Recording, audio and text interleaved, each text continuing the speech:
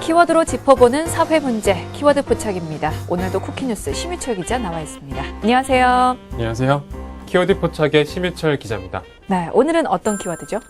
네, 오늘 제가 제시할 키워드는 동물 유기와 학대입니다. 준비된 영상 먼저 보시죠.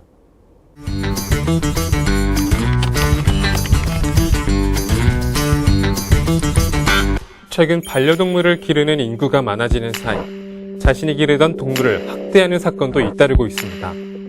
단순한 유기를 넘어 화풀이의 대상으로 삼거나 심할 경우 생명까지 앗아가는데요. 산채로 종량제 봉투에 담아버리는가 하면 묶은 채로 때리고 발로 차는 등 신체적 학대도 일삼고 있습니다. 문제는 그런 행동들을 엄격하게 제지하기도 재발을 막기도 역부족인 현실. 기획취재팀에서 취재했습니다.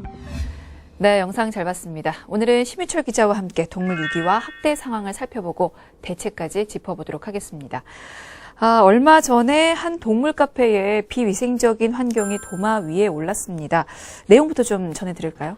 네, 한 온라인 커뮤니티에 동물 카페 학대 행위를 고발합니다 라는 게시글이 올라오면서 이 사건이 시작된 건데요. 작성자는 고발이나 고소를 당할까봐 무섭지만 충격적인 실태를 방관할 수 없다면서 경기 평택시에 있는 한 동물 카페 상황을 설명했습니다. 그러면서 주차장에도 도착하자마자 코를 찌르는 배설물 냄새와 또 원숭이들의 울음소리가 났으며 곳곳에서는 동물들의 뭉친 털과 또 배설물을 쉽게 볼 수 있었다고 전했습니다. 네, 그 정도만으로는 구체적으로 어떤 일들이 있었는지 좀 짐작이 안 가는데 구체적인 피해 상황이 어떻습니까? 네, 작성자가 함께 올린 사진 속에는요, 암컷 사자가 좁은 철장 안에서 힘없이 누워 있었습니다. 철장 틈 사이와 바닥에는 사자의 배설물이 군데군데 묻어 있었고요. 또 다른 사진에서는 새끼를 낳은 지 얼마 안 된 어미 돼지가 한평 남짓한 공간에 있었는데요. 새끼 돼지들은 더러워 보이는 이불 위에서 잠을 자고 있었습니다. 네. 또 너구리 사육장에서는 계집으로 보이는 플라스틱 조형물이 쓰러진 채로 방치되어 있었습니다. 그러니까 기본적인 청소가 안 된 건 물론이고 몸조리를 해야 하는 돼지마저도 그 작은 공간에 방치가 돼 있었다는 거죠. 네. 그리고 네티즌들을 더욱 경악해 한 게 있었는데요. 바로 여우 사육장이었습니다. 유리창에는 어린아이 집게손가락만한 구멍 3개가 뚫려 있었을 뿐 별다른 환풍구는 찾아볼 수 없었다는 게 작성자의 주장인데요. 해당 동물 카페의 실내 역시 매우 습하고 악취가 심했다고 밝혔습니다. 또 공사 자재들이 곳곳에 배치되어 있어서 아이들에게는 위협적이라고 이야기하기도 했습니다. 그렇군요. 이거는 뭐 동물뿐만 아니고 그곳을 찾는 사람에게도 좋지 않은 환경인 것 같은데 그 동물 카페를 관리하는 사람은 없습니까? 있습니다. 작성자가 동물 카페에서 1시간 동안 머물렀는데요. 야외 시설물과 동물을 관리하는 사람은 볼 수 없었다고 말을 했습니다. 네, 이상하네요. 그곳을 찾는 건 그 글을 올린 누리꾼뿐만은 아니었을 텐데 다른 사람들도 마찬가지 의견을 좀 내놓고 있습니까? 네, 그렇습니다. 해당 동물 카페를 찾은 다른 네티즌들 역시 입구부터 고약한 냄새가 났고 또 동물들이 지내는 장소 대부분이 협소해서 답답해 보인다는 의견을 내어놓았습니다. 또 피부병을 앓는 듯해 보이는 동물도 있었다고 말을 했고요. 네, 피부병을 앓았다는 것 자체가 전혀 이상할 게 없을 만큼의 환경입니다. 사실은 동물들 건강 상태가 좀 궁금한 게 그렇게 열악한 환경이 동물들에게 좋은 영향을 미칠 것 같진 않거든요. 네, 그렇습니다. 일단 어떤 동물이든 협소한 공간에 가둬두면 스트레스를 받게 됩니다. 또 생후 한두 달이 된 새끼의 경우 면역력이 전혀 없는 상태이기 때문에 배설물을 오랫동안 치우지 않고 방치한 곳에서는 세균이나 박테리아 번식이 심해서 새끼 동물 생명에 치명적일 수가 있습니다. 그렇군요. 사실 그 글이 화제가 되면서 환경 개선에 대한 목소리 또 담당자 처벌에 대한 목소리가 높아졌는데요. 해당 동물 카페에서는 어떤 입장인지 궁금하네요. 네, 카페 관계자는 사자는 사육장 수리 관계로 10일간 철장에서 생활하고 있는 것이라고 말을 했고요. 또 돼지나 사자 등 모든 동물의 배설물들을 매일 청소해주는 것은 인력 문제로 불가능하다고 밝혔습니다. 또 여우가 있는 사육장은 천장이 콘크리트로 막혀있는 구조가 아니기 때문에 환기에는 전혀 문제가 없다고 주장했습니다. 네, 나름의 이유가 있고 또 나름의 변명거리가 있었던 모양인데 근데 엄연히 입장료를 받는 사업장인데 인력 문제로 매일 청소가 불가능하다는 게 좀 이해가 안 되는데요. 직원은 있었습니다. 하지만 단 3명뿐이었는데요. 그러면서 인력 부족으로 인해 이 같은 문제가 발생한 점에 대해서는 인정을 했습니다. 또 잠시 왔던 관광객이 겉모습만 보고 모든 것을 부정적으로 바라보는 것에는 문제가 있다고 반박했습니다. 네. 근데 굳이 부정적으로 보려고 하지 않아도 사진만 딱 봐도 이건 학대같이 보이긴 보이거든요. 이상하네요. 이거는 어떤 법적으로 문제를 삼을 수는 없는 겁니까? 네, 선진국의 경우에는요, 개인이 전시를 위해서 동물을 기르는 행위는 동물 학대로 규정하고 있습니다. 네, 하지만 우리나라의 경우 개인이 동물을 기르는 데는 어떠한 제한 조항도 없고요. 또 동물을 기르는데 법적 규제가 약하기 때문에 사육장의 위상 상태 및 규격에 따른 어떠한 처벌도 할 수가 없는 상황입니다. 그렇군요. 참 문제가 상당히 좀 심각해 보이는데 이게 구조는 물론이고 거기에 대한 처벌도 이루어질 수 없다고 하니까 참 답답합니다. 근데 이제 이런 학대 사건이 계속해서 이루어지는 게 문제예요. 최근에 또 다른 사건이 있었죠? 네, 얼마 전에는 동물 카페를 운영하던 사장이 동물을 방치해서 죽음으로 몰아서 논란이 일었는데요. 한 인터넷 커뮤니티에 올라온 동물 카페 젊은 여사장의 두 얼굴이라는 제목의 글이 올라왔습니다. 이 게시글에 따르면 작성자는 자신이 보증금 없이 방을 임대하는 사람이라고 밝혔는데요. 같은 건물 세입자들에게 시체 썩는 냄새가 난다는 이유로 많은 사람에게서 전화가 왔다고 밝혔습니다. 또 해당 원룸에 해당 방에 찾아갔더니 또 참혹한 광경이 펼쳐져 있었다고 말을 했습니다. 네, 무슨 일이 있었길래 시체 썩는 냄새가 났을까요? 그곳에서는 어떤 상황이 벌어졌습니까? 네, 작성자에 따르면 문제의 집에는 머리와 몸통이 분리된 고양이 새끼가 죽어 있었고요. 또 동물들의 배변이 군데군데 또 흩어져 있었습니다. 따라서 악취도 굉장히 많이 풍기고 있었고요. 이에 따라서 구더기와 파리떼도 가득했다고 말했습니다. 이거 상황 설명만 들어도 정말 끔찍합니다. 그러면 이제 임대 계약을 한 사람은 없이 동물의 사체만 있었다는 건데 그렇게 만든 사람은 누굴까요? 네, 그 집의 세입자는 경기도 안양시 관양동에서 동물 카페를 운영하다가 폐업한 여 사장이었습니다. 네, 폐업 후 동물들은 원룸에 가둬놓은 채 자신의 부모님 집에서 따로 생활한 것으로 밝혀졌습니다. 네, 그러니까 동물들을 원룸에 그냥 방치해 두고 뭐 먹을 것도 제공하지 않고 청소는 당연히 안 해주고 그대로 그냥 방치를 한 거죠? 네, 그렇습니다. 그뿐만이 아니었는데요. 작성자는 쿠키뉴스와 전화통화에서 해당 세입자가 동물 카페를 폐업한 뒤 대부분의 동물을 카페 내에 그대로 버려둔 채 오랫동안 방치했다고 밝히기도 했습니다. 또 그녀의 무책임한 행동으로 인해서 피해를 본 상가 관계자들이 또 소송을 준비하고 있다고 말했습니다. 네, 이거는 정말 변명의 여지가 없을 것 같은데 당사자는 뭐라고 얘기하는지 혹시 알 수 있을까요? 네, 논란이 커지자 이 연락이 된 세입자는 집을 엉망으로 만든 것은 인정을 했습니다. 하지만 동물 몇 마리를 죽이고 무작정 방치했다고 얘기하는 것은 너무하다는 입장을 보였는데요. 가뜩이나 오해를 받고 있는데 이런 글까지 올라오니 당황스럽다고 덧붙였습니다. 오해라는 말의 의미를 좀 잘못 이해하고 있는 것 같은데 이런 경우는 당연히 처벌을 받을 수가 있겠죠? 네, 그렇습니다. 우리나라는 동물을 방치해서 굶겨 죽이는 것을 동물 학대 기준으로 삼고 있기 때문에요. 그 부분에 대해 사실관계가 확인되는 대로 동물 구조와 가해자 처벌이 이루어질 것으로 보입니다. 네, 정말 충격적인 사건이군요. 네, 문제는 이런 사건들이 반복적으로 일어난다는 건데요. 이와 비슷한 경우가 또 있었죠. 네, 한 인터넷 무료 동영상 공유 사이트에서 활동하는 사람에 대한 논란인데요. 경제적인 이유로 아픈 고양이를 방치하고 또 사료도 제대로 제공하지 않아서 동물 학대 논란이 일었습니다.